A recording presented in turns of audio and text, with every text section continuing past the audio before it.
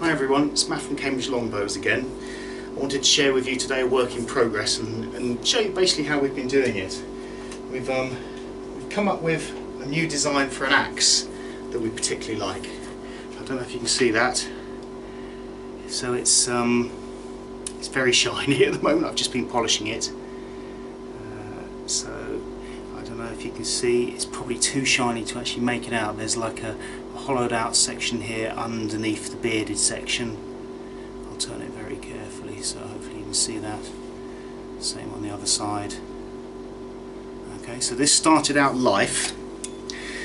This started out as just an ordinary axe head. So a medium-sized axe head that was going completely rusty and we were wondering what to do with. And I wanted to make a very nice axe for quite a long time. So it started out in normal wedge shape. So it was that kind of shape. And I marked out with pen the shape that I wanted, and then I spent a long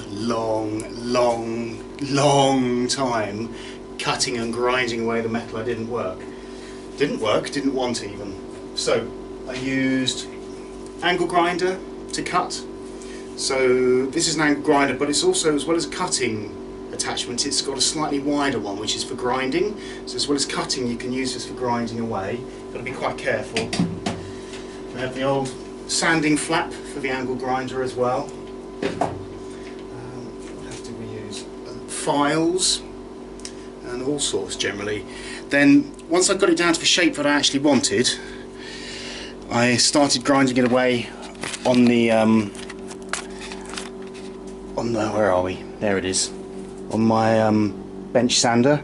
So I got loads of different belts for it. So I tend to do the aggressive grinding on the belt sander, and then I move over to my pillar drill. I've got two attachments for the pillar drill which I use for fine sanding. I've got this, which is a hydraulic sanding drum, an inflatable one that goes in the attachment. That's about 150 grit, and then once I've got through that, I go down to this. Now this little chap is superb. There's a little chuck and pin in here, so you can change the sandpaper on there. So I start off with this at 600 grit and I run down to 2,500. So that works really well. There again. Now, because I've always liked steel, I've always liked it with oh, it's flashing at me. I have no idea why. Never mind. I've always liked it with pale wood rather than dark wood. So I wasn't sure whether to use ash and to bleach it. I didn't know whether that would damage the wood too badly or not. And I remember that I had a stash of hazelwood. So hazelwood is a lovely, creamy, pale colour. It's absolutely gorgeous. And rather than having just a completely standard head, I wanted to make something a little bit more different, a little bit more gothic. So we came up with this. Now, I was going to do this, taper this down to a point, but the problem with that is if you make it too fine and you drop it, you'll break the tip off. So that's still quite bulbous. But your hand fits on here perfectly for the handle. If you need to come up to the top, you can come up to the top, hold it here, or if you're doing fine work, you just come right up to the top. But that fits perfectly in the hand. Now, in the future when we're making these, the timber's going to be thicker. It's very comfortable, it's thick enough at the top, but it needs to be a bit thicker through the body and a bit thicker through the handle. So especially this bottom section, I want a little bit more bulbous, not too much, but I want it to be standing out a little bit more than this. So there is more design to the anterior posterior aspect of it rather than all the design being in the lateral plane. So, and a little bit oh, I'm just talking rubbish today. Okay. When you're making an axe haft, you want to make it fit as tightly and as snugly as you can. So what I did originally is I just laid it onto the timber and drew around it, and then carefully, and again very slowly, you have to go really carefully, you take away what wood you need so that you get a good snug fit.